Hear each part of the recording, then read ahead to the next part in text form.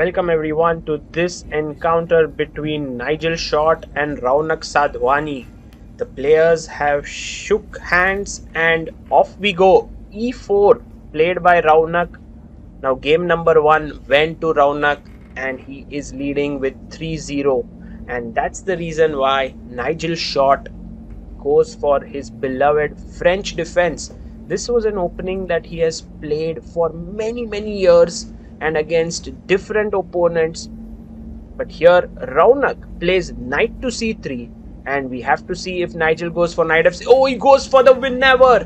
Whenever variation is considered to be one of the most complex lines out there. The reason being that black gives up his all-important bishop. If you look at the pawn structure here, these are pawns on light squares, while this important bishop is one which is actually covering the dark squares, and black gives it up. And how can this be any good?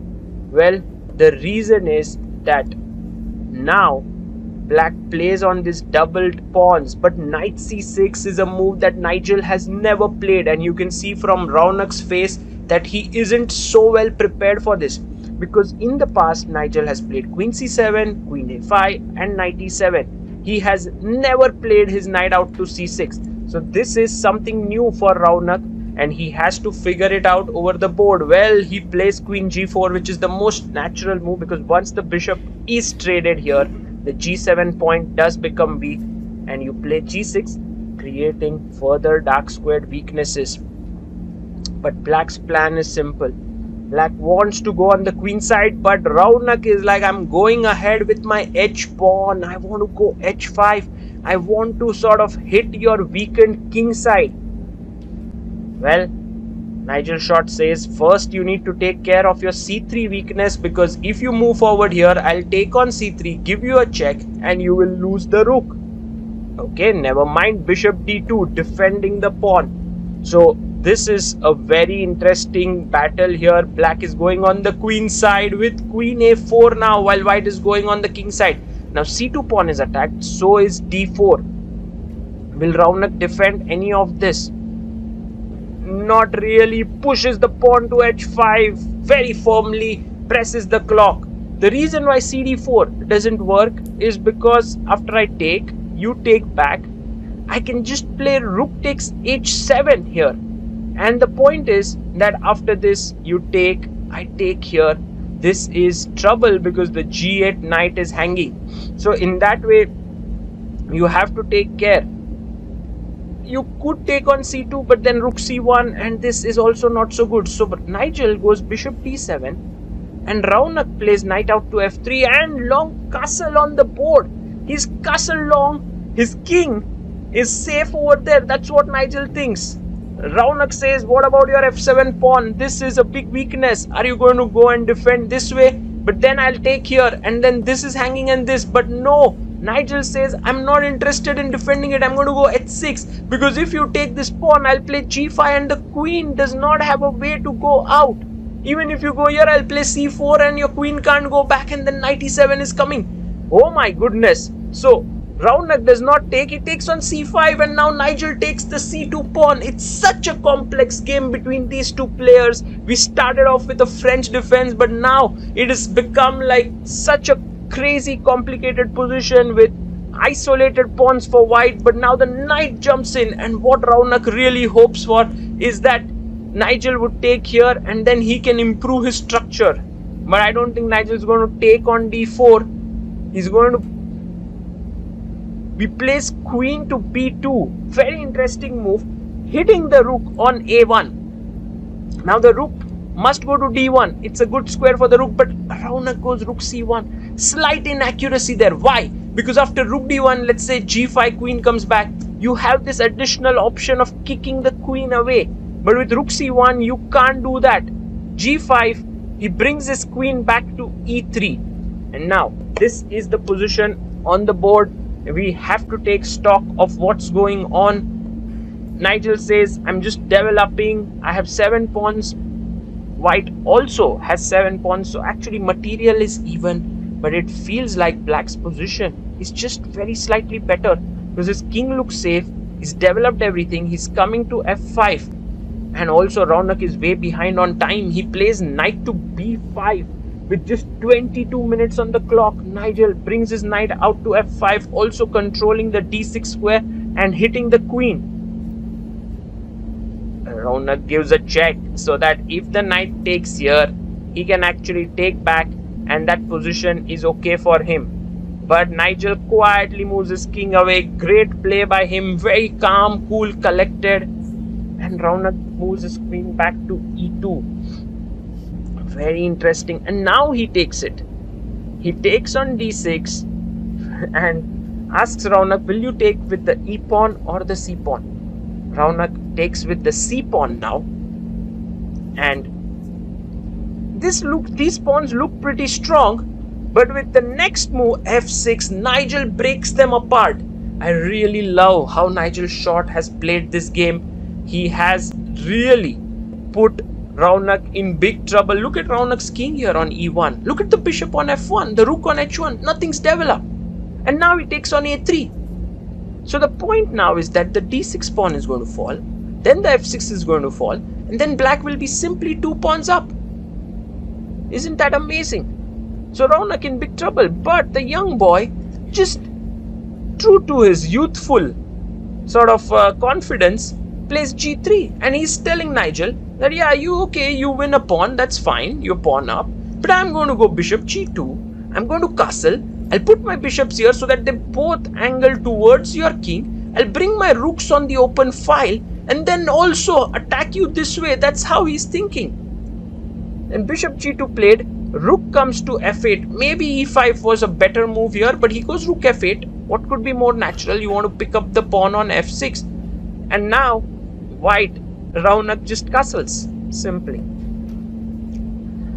He castles it out, and I guess Nigel is going to pick up the pawn on f6. Yes, he does. So black has 6 pawns, white has just 4 pawns, but the position is far from being over. Bishop e3, fantastic move by Raunak. He is going to set up some tricks, but the only problem is he's just having 10 minutes left on the clock. e5, love this move by Nigel. He's just controlling the center, but the rook comes to d1 to attack the d5 pawn. Notice the bishop's also putting pressure there. Now the bishop comes here. You can't really take on d5 because after bishop d5 and c4, the queen will just move away, and it is possible to play this position. Let's say queen e6, and the queen could come in here. So that is the problem. Okay, anyway, he goes for the move queen b2 and then rook f7, and now the rook comes to a1. So as we thought, he is playing on those open A and B files, but Nigel is playing towards the center. Rook A4 played.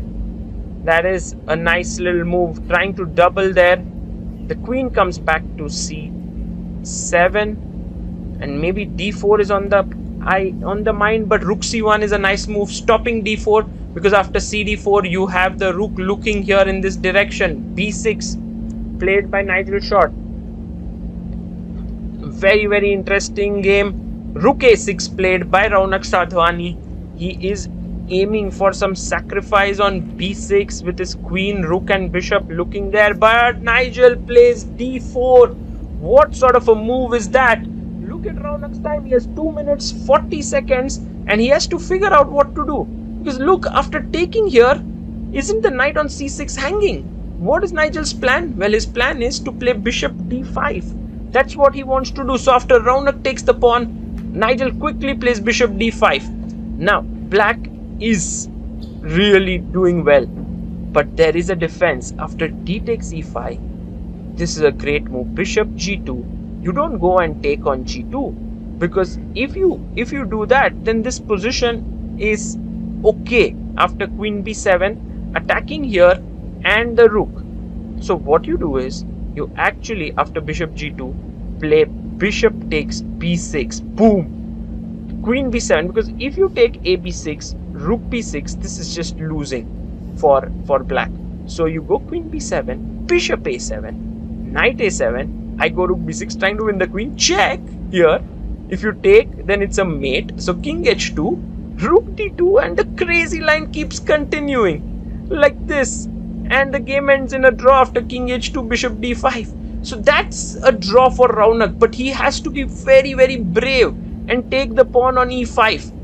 How easy is that? It is not at all easy. It's very, very complicated. The other move which can save him is bishop h3, but look at his time. He has just 1 minute 20 seconds left, and if he takes here on d5, then after rook d5, this position is just very dominating for black. He's just doing very well.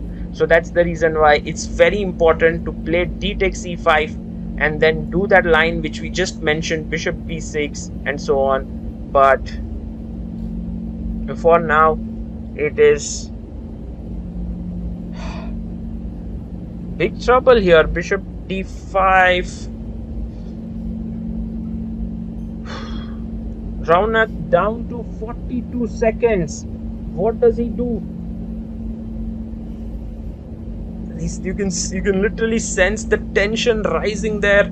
Nigel Short being very calm. He knows with all his years of experience that the point is close to be taken. The entire point is there to be taken. He just has to maintain his cool and calm. Raunak shaking his head. He's not too happy with just 12 seconds left. He is unable to calculate all the intricacies of this. It is not at all easy. What to play? What to do? 4, 3, 2. He goes queen b5. That is a blunder. That is a mistake, because now there are many ways for black to get an advantage here. And the most easy one is knight d4. Fantastic play by Nigel Short. You can't take here on c7 because I can just pick up your queen. And if you take on d4, then I take your rook. So you can't even do that. And Raunak shaking his head there. He's very upset because with this move, he has just simply blundered from a position that was kind of even. You can't say it was equal because there were too many complications there. But objectively, it was equal. Queen comes back to d3.